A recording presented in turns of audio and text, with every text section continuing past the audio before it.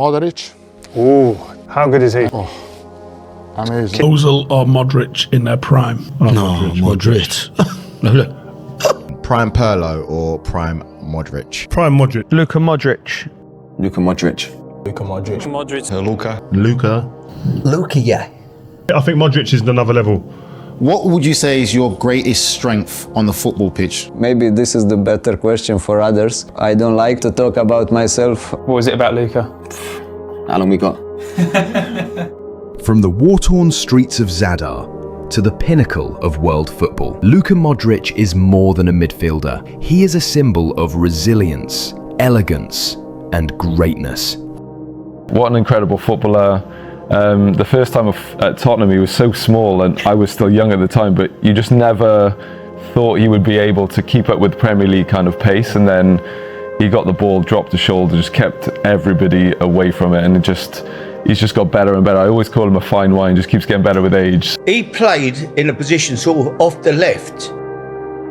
If you're playing 4-4-2, he played in a left position and come into a little pocket and, you know, and then suddenly we were playing Arsenal at home on a Tuesday night. And I remember saying to Clive Allen, and Clive was a good coach, knew the game inside out, obviously. But I said, I'm going to play Luka Modrić central. And Clive said to me, Harry, he'll get murdered in there. He's not strong enough to play in there. He can only play in that off the left, you know. I said, no, I think he'll play in there. He'll get on the, you know. Anyway, I played him. We beat Arsenal. And then Saturday we played Chelsea. And he said, you're not going to play in there Saturday, though, are you? I went, yeah. He said, there's Essien, Ballack, Lampard, all monsters, you know. Now I'm going to play Luka in there. We beat Chelsea on the Saturday, and he never played anywhere else. I think in the Premier League, we tend to think that someone's too small if they're not, you know, in the midfield position. So we used to play Luka off the left. And then it's only when we brought him inside we saw just how good Luka was. And I think we thought he was a number 10 as well. And he was someone that liked to play deep. He wanted to play, get the ball off the back foot and dictate things from there. When I trained with him, you could see he's like unbelievable. His outside foot and the way he read the game. And physically, he wasn't ready for the Premier League. You know, the Premier League was different. They were all huge. They went to the gym and just so much weight, you know. You get anywhere near him in training? Was he just taking it away from you every time? Impossible, because he knew already what he did before the ball came, you know. So his first touch, he just passes you.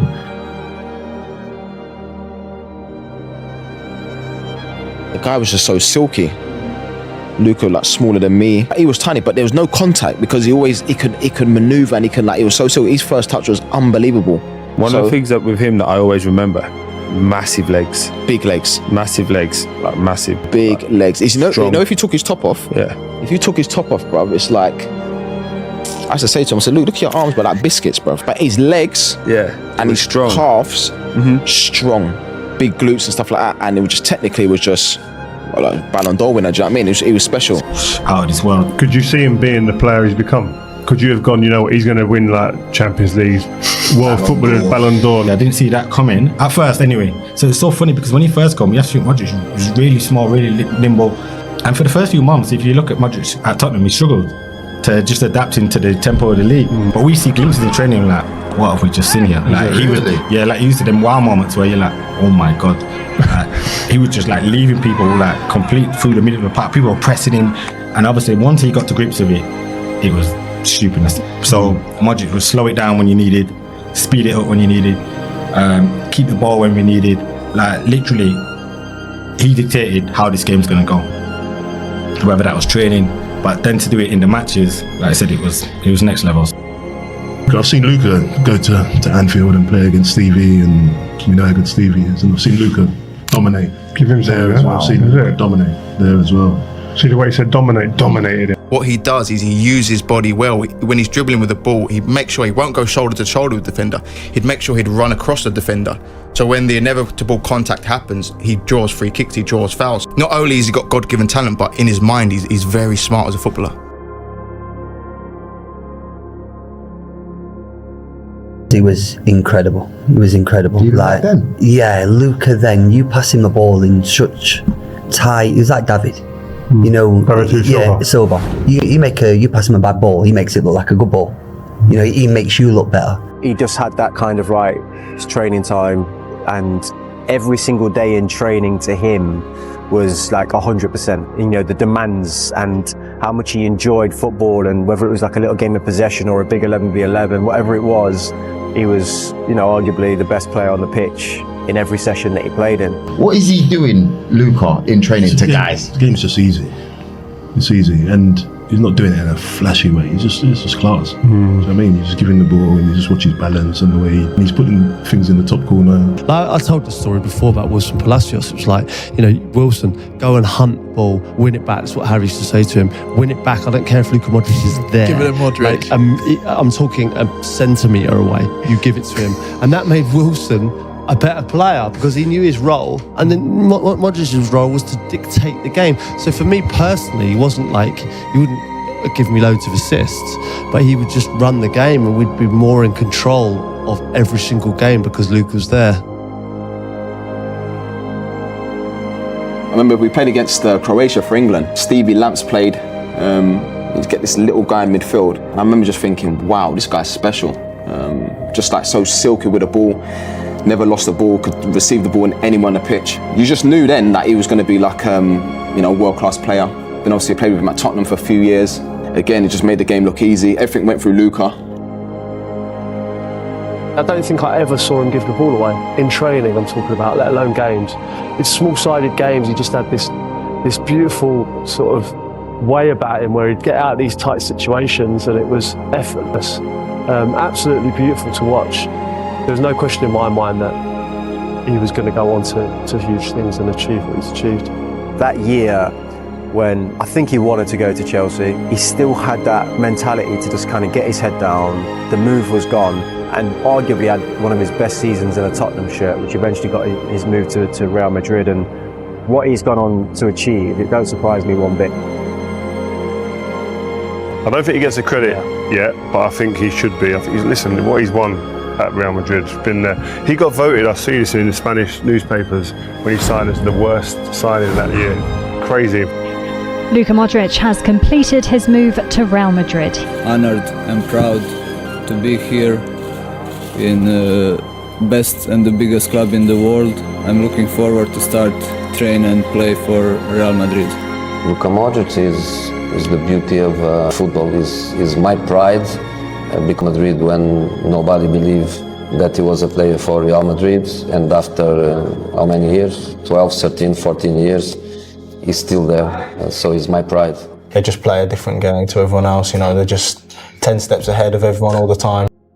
But Luka Modrić, I think he can get a goal, although not predominantly, he's not a goal scorer. He's that new modern midfield in that central position because he physically wasn't right. But he's a giant of a player.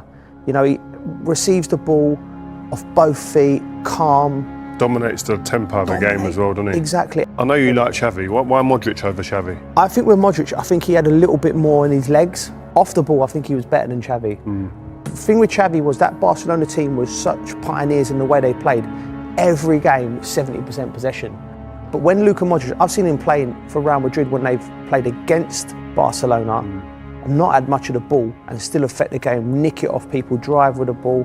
I think he's complete as a midfielder. You think about how successful Real Madrid have been since Luka Modrić has been in it. How successful Croatia have been as a nation with him in it. How successful Tottenham were when he played for us as well. And the same when he was back in Croatia playing. He would run a game from midfield. It wasn't cutting incisive passes all the time, but he just dictated the flow. He sped it up when he wanted. He didn't score lots of goals, but he controlled games and made the whole team better. He was my idol when I was a child, and then when I came to Madrid, we obviously connected more, and now we share this friendship. It's amazing to have such a big player and big person as a friend, and he's a guy that helps me a lot in the national team. He has a big influence because he's, in my opinion, the biggest player that ever played in Croatia. His achievements are incredible. We follow him, so he's a Croatian hero, and we are happy to have him as our captain. I think he's one of the most complete midfielders in the world. He has a fantastic pace, he has a vision for the game that is amazing, and the ball handling is amazing. I played against him early age when he was a young player, Now he's an experienced player, and I'm happy that he won the Golden Ball, the FIFA player, the best player in the World Cup, all these things, because it's not often a player like that gets that credit, because normally he's a striker or somebody that has been wow. I'm happy that he won, and me, my mother being from Croatia, he's Croatian, so I'm happy. It's part of the blood. I think the man has that much respect and he's that good. The age doesn't matter because he's never been lightning quick without the ball, but with the ball and the timing, he can play till he's 40, no problem, like, no problem. The guy up here is just, as I say, pound for pound, I think the best midfielder in the world.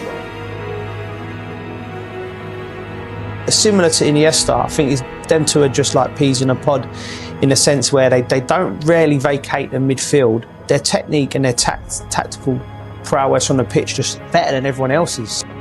Technically so gifted, low centre of gravity, so it's difficult to sort of get the ball off him. He moves so quickly with the ball, but an unbelievable player. Always found it difficult every time we played against him, whether that was for Spurs or Madrid. Different generations, but Luka would have been lovely to play with. As a footballer, you could have played with him. 1-2s, he was intelligent. It must have been a joy to be alongside him as a teammate and to play with him. Dream playing next to Luka. Luka was one of the first players that made me see how a centre midfield role can be played very differently. We were taught in England almost like in straight lines. It's like you receive the ball here, you go box to box, you go box to box. And then I used to watch Luka play and he'd go into like a right back position, he'd go in like into a deep left back position and then go on these little mazy dribbles and 1-2s and make things happen. And it was like, oh, that's different, that's new. And obviously playing against him in training every day, it was like trying to figure him out. It was like trying to figure out a puzzle or a crossword. I'd say for a normal footballer, that's the most difficult finish, to get that power and that control from the outside of your foot. But Luka Modrić, he's probably the only other player I've seen is Zinedine Zidane. Like, he's better with the outside of his foot. He gets more control with the outside of his foot than the inside of his foot. So when I've seen that this morning on the TV, I was not surprised one bit. Different skill sets to being able to manipulate the ball in your half and the opposition half. There's a different kind of bravery that comes with wanting it in your final third, in your defensive final third, to get the ball, receive it under pressure, and then create an attack. Is unique to the era. He always had the answer to every kind of question, whether you put real pressure on him and he was aggressive with him, he was stronger than people thought he was, and he was just so creative and intelligent that you couldn't quite pin him down. But another player that the tougher the opposition got, the more pressurised the situation got, the better he got. And I think that is sometimes what separates the real great players from the good ones. He is one of the best midfielders in the world. He has been for many, many years now. He's a technical leader. He'll receive the ball anywhere. He's comfortable getting pressed. He can play the last pass. He can switch the play. He can play around corners. Everything that I think a midfielder needs to play at the top level. He's high quality.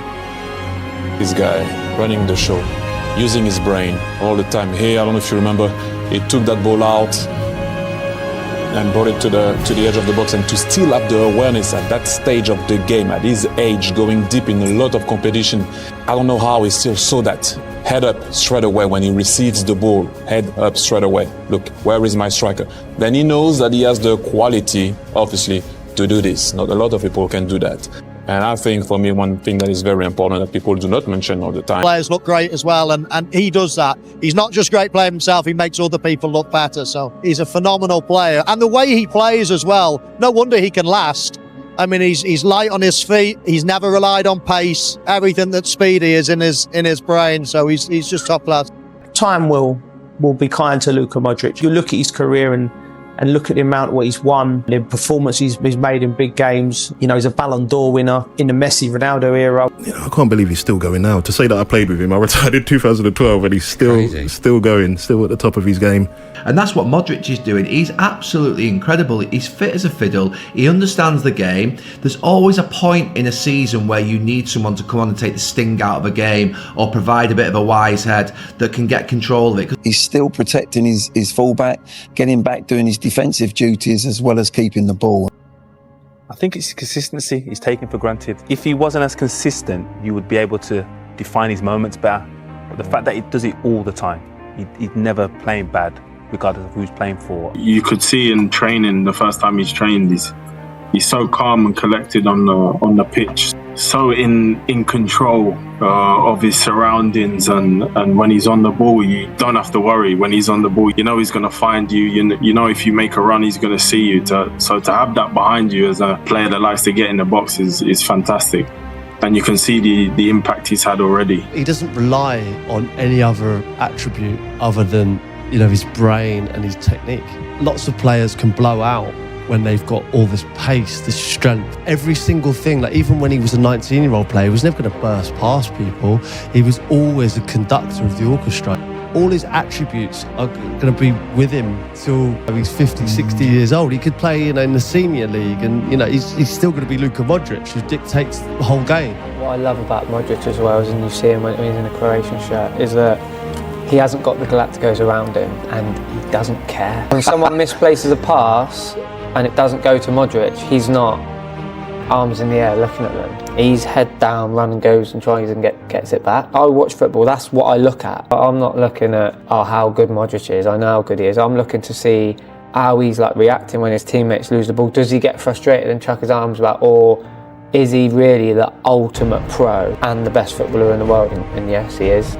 Which is again why he's the best there is for me, because it's not just his ability, it's how he adapts to playing with players that aren't as good as him as well. And there's a humbleness there. He's definitely one of those players that I know is massively appreciated in every dressing room that he's been in. What an amazing person. The lads loved him. What's the best bit of advice or the most influential thing that he's done? When you play good, don't be too arrogant, and when you're not playing so good, you don't devastate yourself. Be confident, have always the head high, and do your best on the pitch. Luka Modrić is the proof that greatness isn't measured in size, but in heart. If you loved this video, you will love the Maldini video as well.